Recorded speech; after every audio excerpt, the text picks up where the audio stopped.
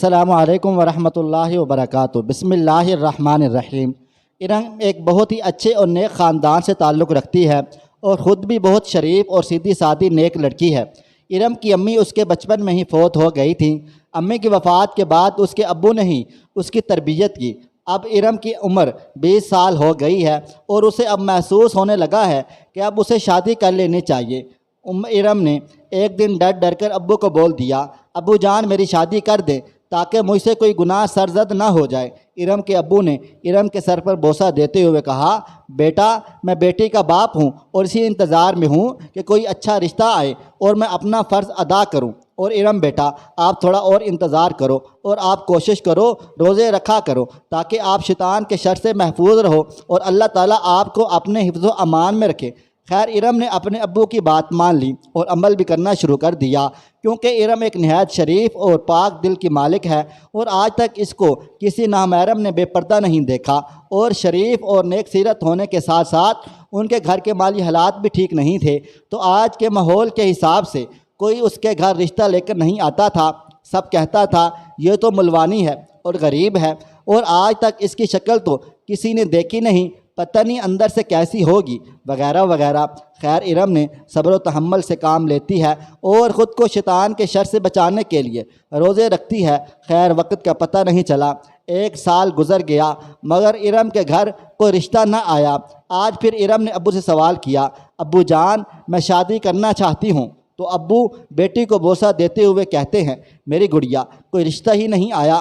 ارم جانتی تھی کہ اب وہ 22 سال کی ہونے والی ہے اور اسے بالغ ہوئے 6 سال ہو گئے ہیں۔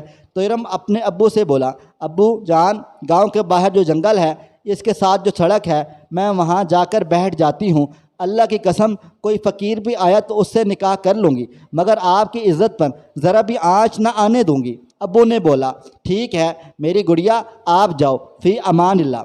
گڑیا نے خود کو ایک بڑی چادر میں چھپا کر نقاب کر کے اس سڑک پر جا کے بیٹھ گئی۔ ایک دن گزر گیا، دوسرا دن بھی گزر گیا، تیسرا بھی گزر گیا۔ ارم نے کسی کو ہاتھ لگانا تو دور، ارم نے کسی کی طرف آنکھ اٹھا کر بھی دیکھا بھی نہیں اور ارم وہاں سے اٹھ کر گھر آ گئی اور جیسے ہی ابو کے پاس آئی تو ابو نے اپنی گڑیا کو اپنے سینے سے لگا کر کہا، میری گڑیا تمہارے لیے رشتہ آیا ہے، لڑکا حافظ قرآن ہے، اچھا خاندان ہے، لڑکے کا مالی حالات بھی بہت اچھے ہیں۔ اور ان کے بیٹی کی آنکھوں سے آنسو آنے لگے تو ابو بولا، کیوں میری شہزادی رو کیوں رہی ہو؟ تو ارم بولی، میں 3 دن گھر سے باہر رہی ہوں، آپ کو میرے کردار پر شک تو نہیں ہوا؟ اور آج جب میں گھر آئی تو آپ نے مجھ سے پوچھا بھی نہیں کہ کیا بنا، تمہاری عزت محفوظ ہے کہ نہیں؟ باپ اپنی بیٹی کے سوال سن کر مسکرایا اور آنکھوں سے آنسو آ گئے اور باپ اپنی شہزادی کو مخاطب ہو کر بولا، میری گڑیا میں جب جوان تھا مجھ پر جوانی کا جوش تھا، میں جس سڑک پر تم 3 دن گزار کر آئی ہو میں اپنی جوانی میں وہیں سے گزر کر مزدوری کی طرف کر کے گھر آیا کرتا تھا اور وہاں رش بہت ہوتا ہے اور وہاں عورتیں بھی بہت آتی ہیں، مگر جب میں گھر آتا تو ایک دن ایک پل کے لیے بھی میں نے اپنی نگاہیں نہیں اٹھائیں کسی کی طرف، بس تب سے آج تک کسی غیر محرم کو ایک نگاہ سے بھی نہیں دیکھا۔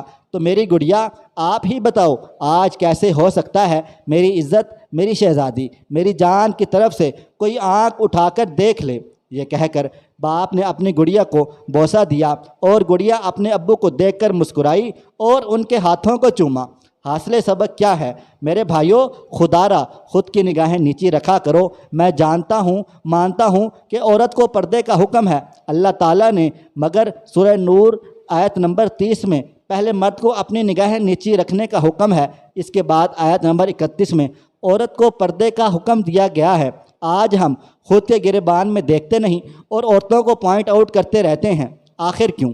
اور میں آخر میں اپنی بہنوں سے بھی گزارش کروں گا، میری پیاری بہنوں خود کا بناؤ سنگھار کرنا ہی ہے تو پہلے اس سے اپنا نکاح کر لیں، اس کے بعد صرف ایک شخص کے لیے یہ سب کچھ کریں اور خدا رہا یہ جھوٹی محبت کے دعوے کرنا چھوڑ دیں اور ان میں ذلت کے سوا کچھ بھی نہیں ہے۔ اللہ تعالیٰ میرے اور آپ کے سب کے صغیرہ و کبیرہ گناہوں کو معاف فرمائے۔ اللہ تعالیٰ میری ہر بہن کے نصیب اچھے بنائے، آمین ثم آمین۔ دوستو اگر ویڈیو اچھی لگی ہے تو لازمی شیئر کریں اور مزید ویڈیوز دیکھنے کے لیے ہمارا چینل سبسکرائب کریں۔ شکریہ۔